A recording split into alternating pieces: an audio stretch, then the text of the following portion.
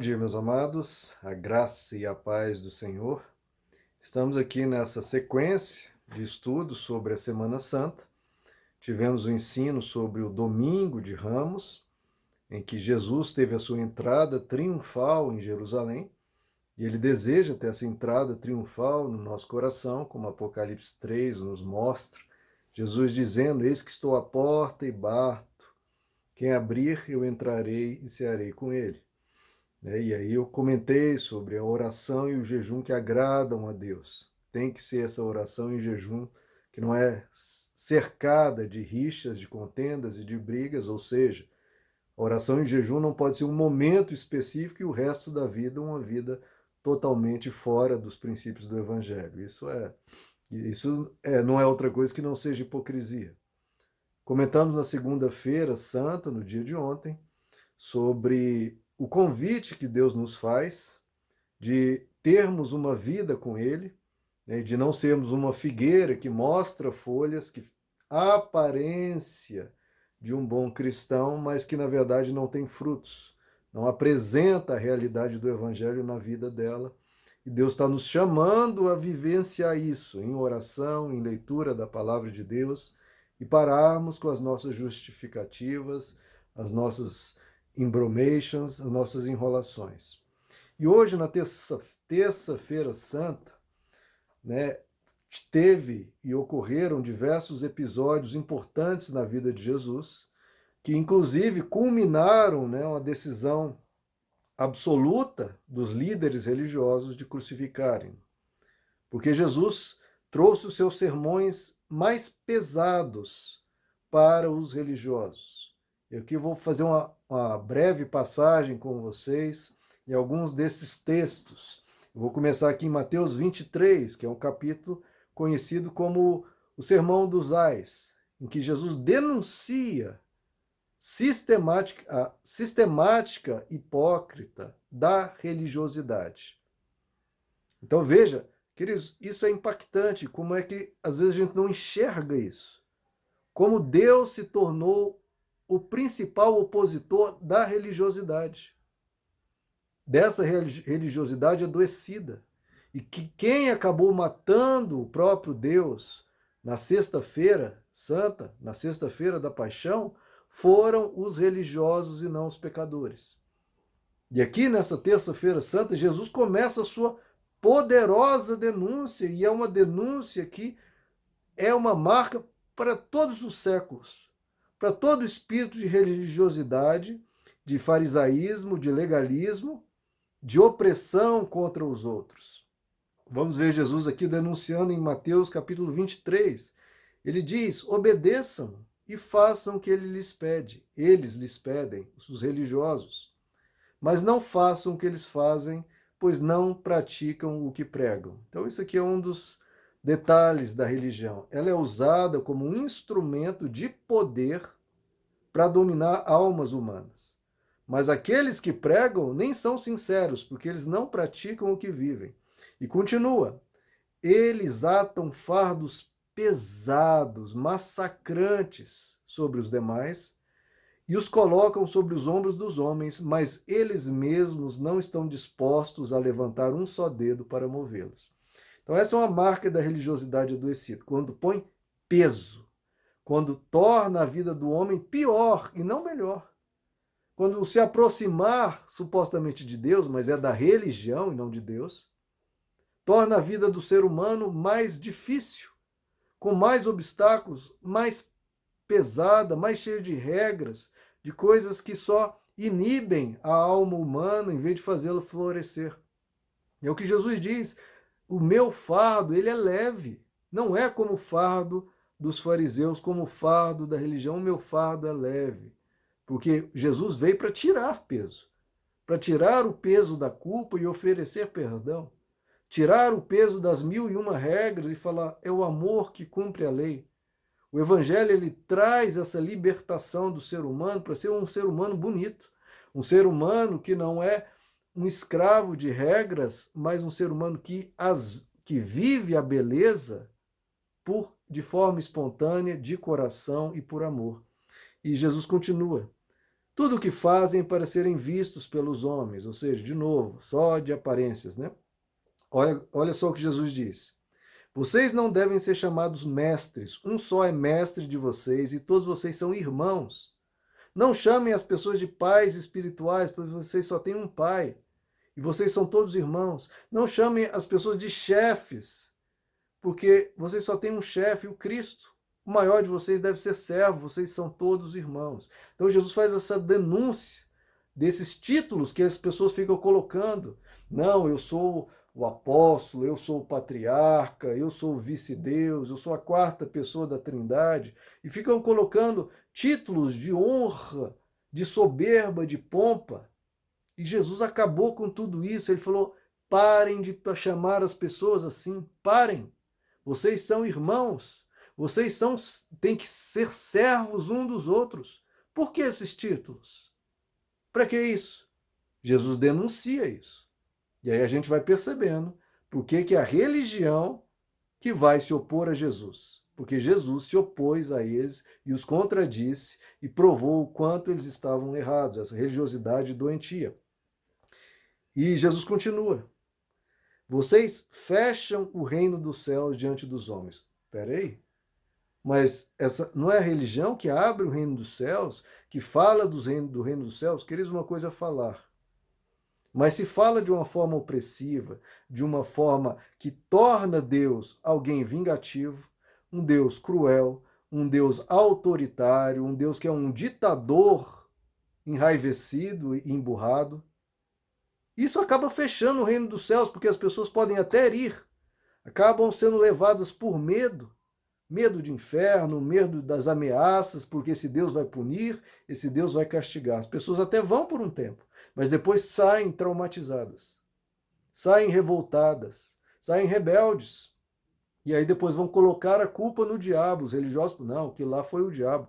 Mas Jesus diz: vocês fecham a porta, o reino de Deus diante dos homens. Vocês mesmos não entram. Olha o que Jesus está dizendo. Vocês que gostam de ser chamados de chefes, de apóstolos, disso e daquilo, vocês não entram e nem deixam entrar os que gostariam de fazê-lo, propondo esse Deus horroroso, esse Deus que realmente ninguém quer.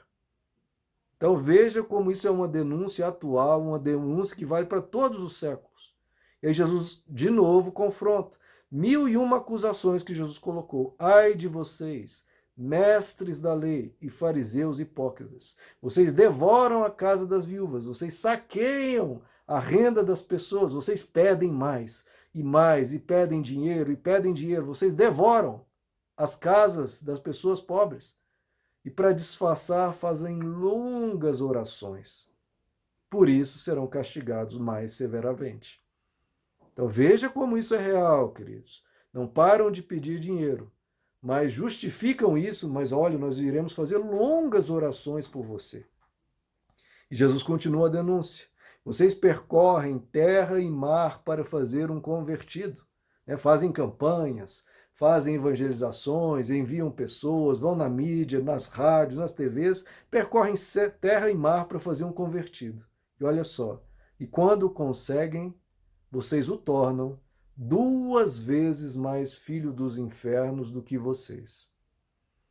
É o que eu estou dizendo, queridos? Não. Mateus 23, você pode ler. Uma denúncia que nós vemos todos os dias. Todos os dias nós presenciamos tudo isso. E Jesus falou: olha, vocês percorrem terras e mar para fazer um convertido, depois tornam eles 2 vezes pior do que vocês. 2 vezes pior, 2 vezes mais filhos do inferno. A religião para transformar pessoas em pessoas santas, em pessoas tementes a Deus, depende, queridos. Se for uma religião adoecida, vai transformar as pessoas 2 vezes mais filhas do inferno. Olha como isso é triste, olha como isso é terrível. E aí Jesus vai fazer mais denúncias. Vocês dão o dízimo da hortelã, do endo, do cominho, mas têm negligenciado os princípios mais importantes da lei, a saber, a justiça, a misericórdia e a fidelidade. E ele continua: vocês devem praticar estas coisas. sem omitir aquelas. Ou seja, você contribuir com uma igreja de uma maneira sensata e equilibrada, isso é bom, faz parte daquilo que você quer levar para outras pessoas. Se é algo sadio, algo que tem libertado a sua alma, tem levado você a se tornar uma pessoa melhor, um melhor pai, um melhor marido, um melhor filho, vamos contribuir para levar essa mensagem mais adiante. Mas não essas que transformam as pessoas em 2 vezes mais filhos do inferno. Mas Jesus diz: vocês focam nisso. Deem, tragam dinheiro, deem ofertas, deem dízimos. E negligenciam os princípios mais importantes da lei, a saber, a misericórdia, a justiça e a fidelidade. Você tem ouvido muitas pregações sobre justiça, misericórdia e fidelidade? Agora, garanto que quase sempre você ouve pedidos de ofertas, pedidos de dinheiro nas campanhas. Agora, falar sobre misericórdia, falar sobre justiça, falar sobre fidelidade, que é o que o mundo precisa para sarar o seu coração, sarar os seus relacionamentos, sarar a sua alma e ter uma espiritualidade bonita, a gente quase não vê. E Jesus denuncia, denuncia, denuncia. E ele ainda aponta o dedo para os mestres da lei, para os doutores da religião, para os principais sacerdotes e para os chefes e diz: eles estão cheios de ganância e cobiça. Ganância e cobiça. Estão cheios de hipocrisia e de maldade. Raça de víboras, como vocês escaparão da condenação do inferno? Jesus não está falando isso para pecadores, está falando para os principais religiosos de sua época. Jerusalém, Jerusalém, vós que matais os profetas e apedrejos que são enviados. Deus quer falar isso? Ele se alegra com isso? Não, Jesus diz: quantas vezes eu quis reunir os seus filhos, como a galinha reúne os seus pintinhos debaixo de suas asas, mas vocês não quiseram. Então veja, queridos, como a religião muitas vezes oprime o ser humano, é falsa, está atrás de dinheiro, está saqueando as pessoas, justificam isso com longas orações, com títulos pomposos, mas nada disso impressiona Deus, queridos. Pelo contrário, Deus se levanta e se opõe e denuncia. E denuncia. E aí Jesus entra no seu sermão, chamado Pequeno Apocalipse, sermão do fim dos tempos, né, que às vezes as pessoas, diante dessa quarentena, diante dessa pandemia, às vezes trazem essa questão à tona. Será que estamos no fim dos tempos? Será? Talvez. E Jesus diz: devido ao aumento da maldade, o amor de muitos esfriará, mas quem perseverar até o fim será salvo. Você tem perseverado no amor? Ou por causa dessa hipocrisia, dessa maldade da religiosidade, da opressão, você tem se afastado do reino de Deus ou tem permitido que o seu amor se esfrie? Não, não permita isso. Persevere, porque o Deus verdadeiro, ele se levanta contra tudo isso.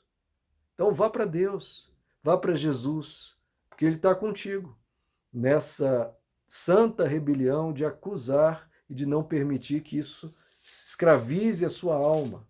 Pelo contrário, Jesus diz que não vai ficar pedra sobre pedra desses templos utilizados como instrumentos de maldade, de escravização das almas humanas em nome de Deus. E Jesus nos adverte que nesses fins dos tempos aparecerão falsos cristos e falsos profetas que realizarão, prestem atenção, queridos, prestem atenção nisso. É Jesus dizendo: eles realizarão grandes sinais e maravilhas. Eles vão realizar milagres, queridos. Jesus nos alerta. E Jesus ainda diz: veja que eu os avisei antecipadamente. Veja que eu os avisei. Então Jesus avisou. Então não vá seguindo atrás de um porque está fazendo um milagre ou algo espantoso. As forças das trevas têm o seu arsenal e têm o seu poder, queridos. Vá seguir aquilo que Jesus ensina na sua palavra.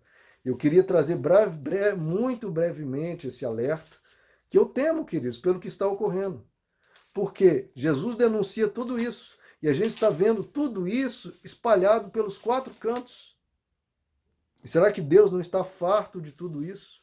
Porque veja só, queridos, em 2000 anos de cristianismo, os templos, os locais onde se prega a palavra de Deus nunca ficaram fechadas. Já houveram perseguições imensas do Império Romano, já houve matanças, já houve lutas, perseguições de todo tipo, estados se levantaram, como os estados comunistas, muita perseguição, mas nunca se fecharam. Que não sejam os templos, mas os encontros em locais secretos, seja nas catacumbas, seja nas casas das pessoas, sempre houve os encontros, sempre a palavra continuava sendo ministrada na reunião das pessoas. Mas agora não há em local nenhum. Por causa dessa pandemia, templos foram fechados, encontros em casas foram fechados, nem catacumbas, nem local nenhum está vendo. E será que isso não tem que provocar em nós uma certa reflexão, queridos? Se em 2000 anos, em toda a história do cristianismo, isso nunca ocorreu, e veja, não é uma proibição de algum Estado, não, é porque o Estado brasileiro, o Estado tal está proibindo, não, as próprias pessoas reconhecem que precisam, tem que evitar aglomerações. Não é algo imposto de fora, até algo de qualquer pessoa que tenha consciência, ela vai concluir, realmente, nós não podemos reunir. Então nem é uma imposição externa, é até algo da sabedoria. E por que Deus permitiu isso, queridos? Será que isso sim não é um sinal do fim dos tempos? De nós não podermos nos reunir? Será que Deus não deu um basta em tudo isso que ele denunciou aqui? Como Jesus disse, as pessoas falando, olha que pedras, olha que construções maravilhosas desse templo, e Jesus só virou para eles, olha, não vai ficar pedra sobre pedra, porque esse templo se tornou um covil de ladrões. Deveria ser uma casa de oração, se tornou um covil de ladrões, se tornou um mercado. Em Malaquias 1, o próprio Deus diz, não é nem o profeta Malaquias, muito menos a opinião do pastor Romo. O próprio Deus diz em Malaquias 1, verso 10. Depois vocês leiam aí na sua Bíblia. Deus dizendo, se um de vocês fechasse as portas do templo. Se um de vocês fechasse as portas dos templos. Deus está farto, cansado. Assim, ao menos, não acenderiam o fogo do meu altar inutilmente. Eu não tenho prazer em vocês, diz o Senhor dos Exércitos. Isso não é grave, queridos? Será que Deus não está falando, olha, eu não tenho prazer em vocês, que quem dera fechasse as portas dos templos? Não estou falando que todos os locais são locais onde ocorre tudo isso que Jesus denunciou. Tem umas 5 ou 7 denúncias, eu nem li todas, por causa do nosso tempo. Há muitos locais bons, há muitos locais sadios, mas talvez a maioria caia em tudo aquilo que Jesus descreveu. E será que Deus não tomou essa medida ou permitiu? Não quero aqui falar que Deus trouxe essa pandemia, hipótese nenhuma, mas será que Deus não usou essa circunstância para gerar isso de se fechar as portas dos templos? Porque Deus diz, se fechassem a porta dos templos, eu não tenho mais prazer em vocês, não tenho prazer nas ofertas de vocês, porque aquilo que Jesus denuncia em Mateus 23 não gera alegria no coração de Deus, gera desgosto. Porque se em 2000 anos, queridos, nunca foi fechado, se agora está sendo fechado, acho que cabe a nós meditarmos, cabe a nós refletirmos, pensarmos o que está acontecendo. O que está acontecendo? E leva a nós meditarmos e quebrantarmos o nosso coração. Para aqueles, como diz o livro de Apocalipse, aqueles que se purificam, se purifiquem ainda mais. Então, se você tem um coração quebrantado diante de Deus, quebrante-se ainda mais. Apoie, pelo amor de Deus, aqueles que ensinam o Evangelho. Compartilhem a mensagem do Evangelho. Que essa mensagem verdadeira chegue aos corações. E vamos orar, vamos nos arrepender, vamos buscar a Deus, para que a gente possa gerar prazer no coração de Deus, nas nossas reuniões, na nossa vida cotidiana com Ele, nas nossas orações, na nossa leitura da palavra. Deus tem colocado no meu coração que essa tem que ser uma semana de quebrantamento. E por isso as mensagens anteriores, quem não as ouviu, ouça por favor. Para que a gente ao longo da semana vá nessa caminhada e permita Deus ir reconstruindo a nossa fé. e nos colocando em nós aquilo que Ele quer produzir em nós. Meus amados, vamos continuar, porque se Deus denuncia, é porque Ele quer nos colocar debaixo das suas asas, nos colocar sob segurança. E vamos não atribuir a Deus a religiosidade doentia, porque Deus, Ele a denuncia e quer ela fechada. Que a gente se aproxime de Deus, busque a Ele e a gente forme uma religiosidade sadia, uma religiosidade cheia do Espírito Santo, cheia da palavra de Deus, que ensine a misericórdia, a justiça e a fidelidade, que são os princípios mais importantes da lei, em especial o amor, que é o maior mandamento. Meus amados, que Deus os abençoe. A graça e a paz do Senhor.